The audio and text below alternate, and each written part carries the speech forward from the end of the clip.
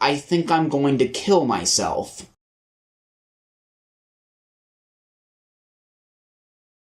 Next up, we're going to briefly diverge from the actual independent record stores you should be getting vinyl from, and move on to something I got from Barnes & Noble. So this is the soundtrack to the movie Rushmore. So my friend Nathan, who you guys may remember if you heard that episode of Mad Sounds from a while back where we talked about Batman v Superman, he got me into this Wes Anderson movie. So far the only Wes Anderson movie I've seen, even though, I've heard all the good stuff about him and all that. I really enjoyed this movie to the point where I decided to, when I saw this at Barnes & Noble, I figured, what the hell, I'll get it. And like what I hear about a lot of Wes Anderson stuff, it's got a lot of 60s in there, you got some Kinks, you got some Cat Stevens, some Who, some John Lennon, and a score by Mark Mothersbaugh, which is pretty nice. It's weird listening to a movie score outside the context of the movie itself, and this is so far the only movie soundtrack I have on vinyl, but I really hope to change that at some point in the future. I just gotta, watch movies. I mean, unless you count my Guardians of the Galaxy Awesome Mix Volume 1 cassette over here, but shut up. Okay, now we're getting into a place that I got a lot more records from. So a couple of weeks ago, there was this Beatles fair at Queen Bee's in San Diego. You guys might remember last year, that was where I held my first gig. It was a pay-to-play thing. Anyway, a while back, I did a reaction to my first review, that old Journey one from 2011. My friend Christian was in there. He's in a band now called Daybreaker. I'll link them in the description. And I was seeing them there at this Beatles fair. They didn't do anything Beatles related, but it was still a cool set anyway. Because it was this big celebration and stuff, they had some record booths there. And I figured I'd go through there, and they had an incredible, $3-5, bargain bin area that I took full advantage of while I was there. So first off, we're going to be getting back into Aerosmith with Done With Mirrors. So, for anyone that knows their Aerosmith history, this is a weird album to talk about, because Aerosmith, for the most part, has always had the exact same lineup to this day, which is crazy for classic rock bands, because their lineups get all kinds of mutilated, and some even have two versions of the same band playing at the same time, weird legal issues and stuff like that. Aerosmith has the same members they've had since 1970 basically. But there was this point in the late 70s to early 80s where both Joe Perry and Brad Whitford, both the guitarists, left, and this was the first album from after they returned in 1985, but it was also the album before they had their big comeback with Permanent Vacation, which had Dude Looks Like a Lady and Angel on it and stuff like that. So this has this kind of awkward place in Aerosmith's history where they were kind of lining it up to be this big comeback, but it just kind of stalled off. And I will say, some people consider this album really underrated. I feel like most Aerosmith fans have that one album from them that they think doesn't get its due. For me, that's 9 Lives. I've always been a big fan of that album. But Done With Mirrors, it's a decent record. I don't really think it breaks any new ground as far as Aerosmith goes. You can definitely see it was just them getting back on their feet, learning how to have that chemistry again. Case in point, the main single from this thing, Let the Music Do the Talking, was just a re-recording of a song from Joe Perry's solo project. Really the best songs from this thing, in my opinion, are the ones that kind of foreshadow the more experimental or softer kind of direction they would go in later on. The Reason a Dog, which I think could have been a really big hit if they made that the single. Plus the bizarre decision they made to make this one song, Darkness, which is definitely one of the best, most interesting tracks on it, not available on the vinyl version, which I thought was really odd, and I researched it, and it's never been explained as far as I know. It's just 8 tracks. And I mean, if you're an Aerosmith fan, it's definitely worth checking out. The one thing I'll say that really annoys me has nothing to do with the music. The backwards text here, Done With Mirrors, it's a sort of double entendre for that kind of stuff. So it's a cool kind of aesthetic, but at the same time, they extended that to the track list and the credits on the back. And the LP itself. And I'm sure they would have done the same thing with the Matrix code if they had the choice. Cataloging this into Discogs, trying to find the exact right pressing with all that information, it was hell. I do admire the commitment to the bit. And we're going to be getting a little bit more into Aerosmith as we go along, stuff that's a little more universally positive. But yeah, we're worth having if you're a fan, I suppose. Okay, and then I was talking about the Beatles earlier, and I did make sure to obviously to get a Beatles album there. I got Revolver. I do have a couple other Beatles albums on here, and they've all been later period, and this one's, I guess, more mid-period, but you could say it's like their first sort of later period. I don't know. I'm not the major historian here. For some reason, I managed to get this for like $5 at that fair, which is weird because this is a really good quality pressing, aside from like a little stain right here. But yeah, I mean, there's not too much to say about any Beatles album, really. This tops a lot of, best albums of all time lists, and I can definitely see why. I wouldn't really put it above like Sgt. Pepper or Abbey Road, really, but I can definitely understand why. Like, first off, it was their first major foot into George Harrison getting into all that Eastern stuff, and you saw that influence showing up on a few tracks here. She Said has kind of always been one of my favorites from this thing. But again, I gotta give a little gripe about the pressing, and this is kind of going back to that thing I said about Done With Mirrors with that one song that wasn't on the vinyl. The freaking thing where every Beatles album in America, that's made in America, has like these weird changes made to the track list. In the case of Revolver, like they didn't just like switch them out for non-album singles, which they just took out 3 of the songs, like completely randomly. Like, I would have loved to have And Your Bird Can Sing. I remember loving playing that song on drums in Beatles Rock Band, but nope, not on here. And instead, this thing doesn't even go past half an hour, since every song here is like 2.5 to 3 minutes. So I feel like I'm getting a little robbed here. And I mean, I guess I can do some research into why that exactly is the case. I'm sure that someone's documented that's the freaking Beatles after all. But I guess I can't complain too much. I don't want to pay $50 in shipping for an import from the UK on Discogs. Yeah, any kind of Beatles album, I'm happy to have it. And this is one of their more celebrated ones, and rightfully so. So yeah. Revolver. Not much. I gotta stop saying not much else to say. That's just a fucking cop-out, you idiot.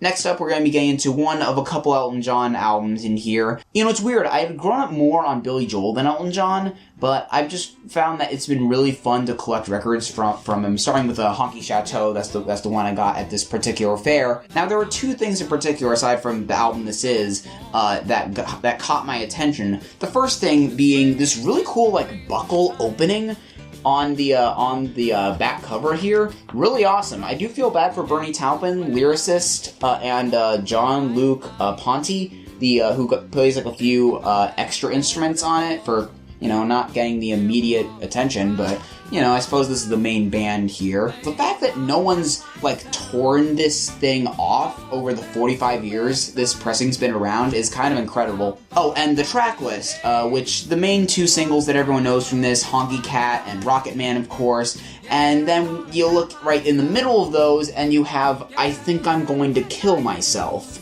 And the best way I can describe it is that Elton John effectively wrote the first 21 Pilots song in 1972. Those are really the 3 tracks I wanted to highlight from this thing. Those are 2 I mentioned are classics. The back half has some really cool stuff on it. It's funny, just the fact that he did put out so many albums in the 70s, that does kind of mean that some of these tracks can bleed together a little bit, have a lot of the same stuff going on. But, this is considered one of his best, and I can definitely see why. With some of the deeper cuts on here, especially Mona Lisa's and Mad Hatter's, that's kind of the other celebrated track from this. Yeah. Then I'm continuing my Journey collection with Infinity. So this was the first album that had Steve Perry on it after, their first few albums that were, more in that proggy direction. That was sort of an offshoot from when Neil and Greg and stuff left Santana. This is when they started to get more poppy. It's got Wheel in the Sky, it's got Lights. For some reason, this track list is all out of order. And you got this image here, which is so 1978. Look at Steve getting all jolly here like, oh, Ross, it looks like you're sitting, but you're not, or you are, but it's on a blue screen. Oh, we are so quirky with our goofy grins and chest hair. Anyway, I will say that outside the singles, this is definitely an album where they're, finding their footing as far as this newer AOR kind of sound that they were gonna, wind up perfecting on albums like Departure and Escape and Frontiers in the early 80s.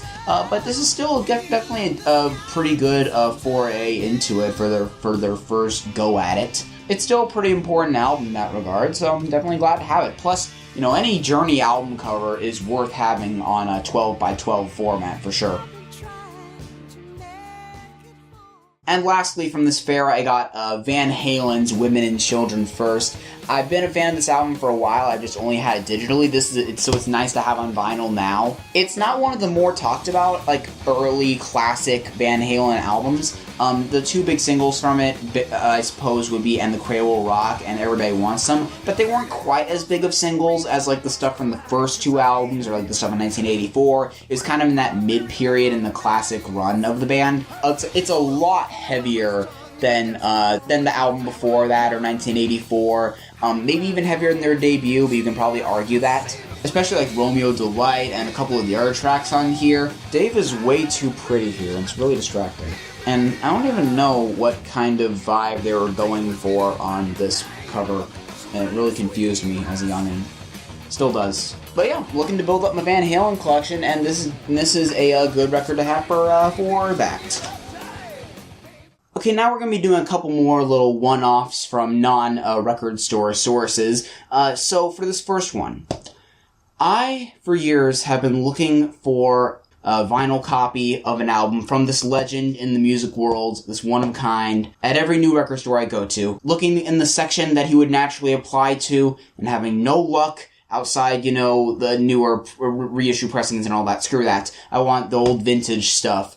You can really smell from that era. So, when I started getting into Discogs, I finally bit the bullet, I swallowed my pride, and I got something from him from the time it was made. Pretty cheap, really good condition, and I'm proud to present my copy of Weird Al Yankovic in 3D, complete with the shrink wrap here, complete with the promo sticker. It's got a little tear here that I made. I'm so fucking ashamed of myself. I'm a fake fan. So this has got a couple legendary tracks on it. You got Eat It. You got I Lost on Jeopardy. You got the theme from Rocky 8, the Ryer the Kaiser. You got the first polka medley, Polkas on 45, where he's basically catching up on the past 20 years of rock and pop music. And this is really just the first Weird Al album to have that format that we know from today. Because, you know, the first album was, you know, it was mostly accordion-based stuff. It only had a couple parodies on it. That said, you know, you can tell he was definitely working on that. Like, there are some songs here where it was, you know, just like the concept of it being a parody of a popular song, but with silly lyrics,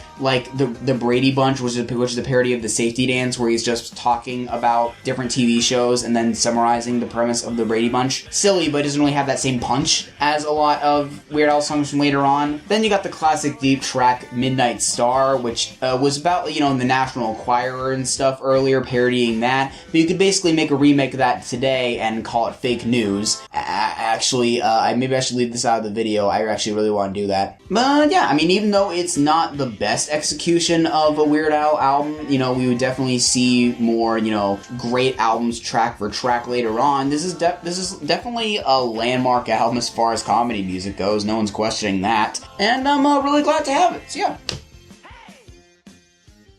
Then we got this one I got from FYE. It's a Sturgill Simpson's Metamodern Sound.